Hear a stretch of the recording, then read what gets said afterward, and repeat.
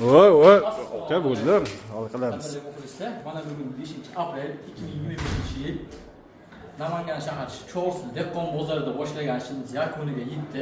Xalqaro davlat operator. Bu yerda 40 litrli qozonimiz bo'ldi.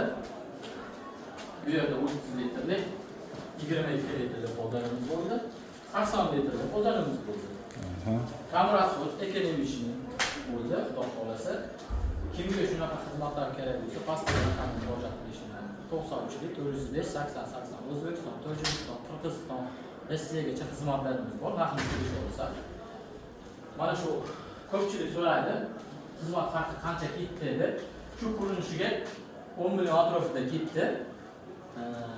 Kafili o'zimiz Toshkentniki, Angola bilan Xitoyga bo'lsa narx qo'shilib boradi.